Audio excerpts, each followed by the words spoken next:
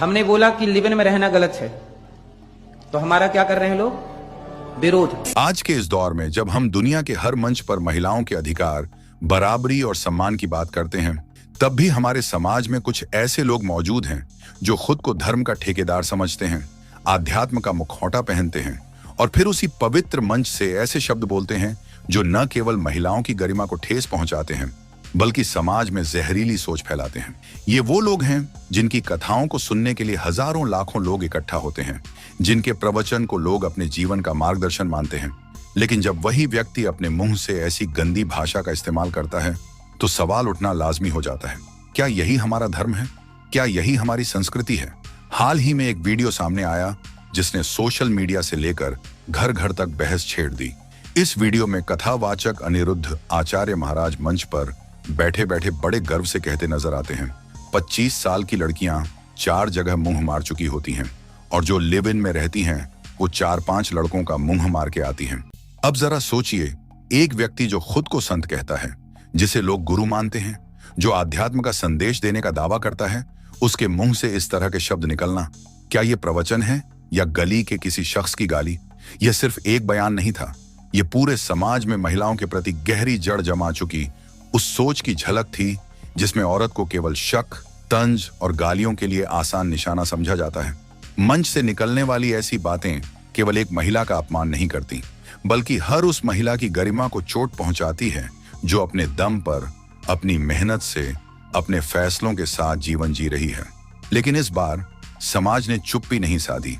सबसे पहले आवाज उठाई बॉलीवुड एक्ट्रेस दिशा पाटनी की बहन खुशबू पाटनी ने। खुशबू पाटनी सिर्फ एक स्टार की बहन नहीं है, बल्कि एक स्वतंत्र सोच रखने वाली महिला है जो अपने विचार बेबाकी से रखने के लिए जानी जाती है। उन्होंने इंस्टाग्राम पर एक वीडियो पोस्ट किया और बिना किसी लाग लपेट के सीधे सीधे इस बयान का विरोध किया। उनके शब्दों में गुस्सा था, लेकिन उससे भी ज्यादा सच्चाई थी। खुशबू ने कहा, अगर यह बात मेरे सामने कही जाती तो मैं समझा देती कि मुंह मारना असल में क्या होता है।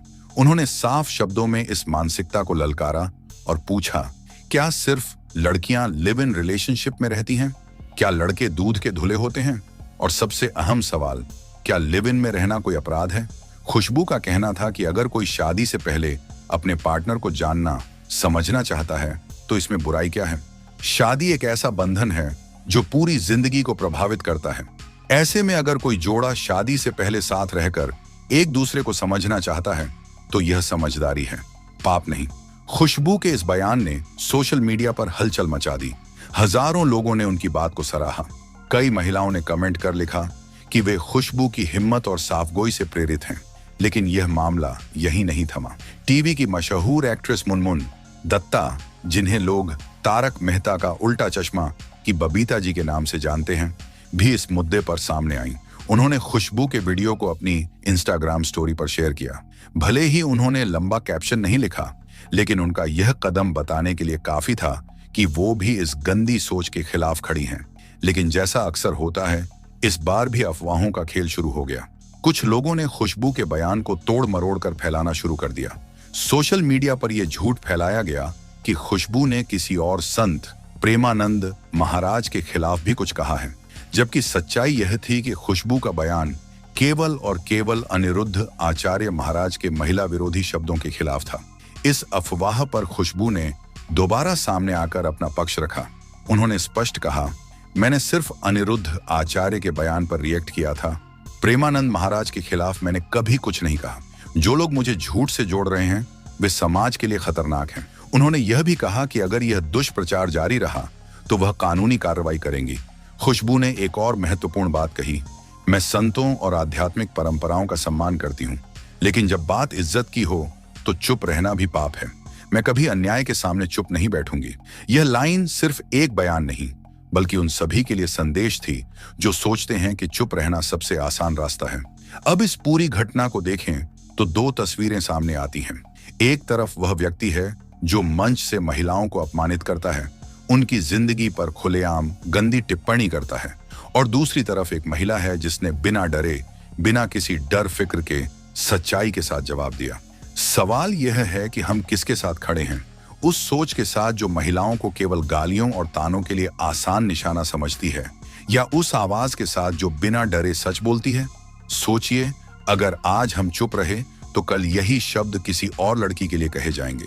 मंच बदल जाएगा, चेहरा बदल जाएगा, लेकिन सोच वही रहेगी। ये सिर्फ एक महिला का मामला नहीं है, यह हर बेटी, हर बहन, हर माँ का मामला है। समाज में बदलाव तब आता है जब लोग चुप रहना छोड़ते हैं, जब सही और गलत के बीच खड़े होकर सही का साथ देते हैं।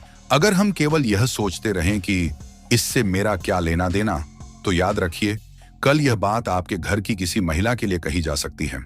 अनिरुद्ध आचार्य जैसे लोग जो धर्म का लिबास पहनकर औरतों को नीचा दिखाते हैं, उन्हें यह समझना होगा कि अब समय बदल गया है। महिलाएं अब केवल सुनने और सहने के लिए नहीं बैठी हैं, वे जवाब देने के लिए तैयार हैं। खुशबू पाटनी और मुनमुन दत्ता जैसे लोग इस बात के उदाहरण हैं कि सच बोलने के लिए बड़ी बड़ी कुर्सी की जरूरत नहीं, बल्कि हिम्मत की जरूरत होती है। हमारे समाज में अक्सर यह सोच दी जाती है कि महिला को मर्यादा में रहना चाहिए, ज्यादा बोलना नहीं चाहिए, खासकर तब जब सामने वाला व्यक्ति संत कहलाता हो। लेकिन यह घटना साबित करती है कि सम्मान केवल नाम या पद से नहीं मिलता, बल्कि शब्दों और कर्मों से मिलता है। अगर कोई अपने शब्दों से दूसरों को चोट पहुंचा रहा है, तो वह सम्मान का हकदार नहीं है, चाहे वह कितनी भी ऊंची जगह पर बैठा हो। सोचिए, एक कथावाचक का असली काम क्या होता है? लोगों को सही राह दिखाना, प्रेम, करुणा और समानता का संदेश देना। लेकिन जब उसी मंच से महिलाएं अपमानित हों, तो वह प्रवचन नहीं, जहर फैलाना है। ऐसे में चुप रहना सिर्फ कमजोरी नहीं, बल्कि इस जहर को बढ़ावा देना है। आज हम एक ऐसे दौर में हैं जहां सोशल मीडिया ने हर किसी को आवाज दी है। पहले जहां ऐसे बयान केवल सभा के दायरे तक सीमित रहते थे, अब वे पूरे देश और दुनिया में पहुंच जाते हैं। और यही वजह है कि आज लोग खुलकर विरोध कर सकते हैं, आवाज उठा सकते हैं और सच को सामने ला सकते हैं। खुशबू पाटनी का बयान इस बात का सबूत है कि अगर आप सच बोलते हैं तो लोग आपके साथ खड़े होंगे। लेकिन इसके लिए हिम्मत चाहिए, वो हिम्मत जो यह सोचकर नहीं डगमगाए कि सामने वाला कितना बड़ा नाम है या समाज क्या कहेगा। अब फैसला हमारे हाथ में है। क्या हम उस सोच को खत्म करने के लिए खड़े होंगे जो महिलाओं की इज्जत को पैरों तले कुचलती है, या फिर चुपचाप तमाशा देखते रहेंगे? याद रखिए, बदलाव की शुरुआत हमेशा एक आवाज से होती है, और शायद आज वह आवाज खुशबू पाटनी की है। तो सोचिए, और अगर लगे कि बोलना जरूरी है तो बोलिए, क्योंकि सच के लिए खड़ा होना ही असली साहस है। दोस्तों, अगर आपको लगता है कि सच के लिए आवाज उठाना जरूरी है, तो इस वीडियो को ज्यादा से ज्यादा लोगों तक पहुंचाइए। अभी इस वीडियो को लाइक कीजिए, अपने विचार नीचे कमेंट में लिखिए और इसे अपने दोस्तों के साथ शेयर जरूर कीजिए, ताकि और लोग भी इस सोच के खिलाफ खड़े हो सकें। और हाँ, ऐसे ही सच्चे और बेबाक कंटेंट के लिए सब्सक्राइब करना मत भूलिए और घंटी का बटन दबाइए, ताकि अगली बार हम जब भी आवाज उठाएं, आप सबसे पहले सुने। याद रखिए, चुप रहना भी पाप है। तो आइए मिलकर सच की आवाज को और बुलंद करें।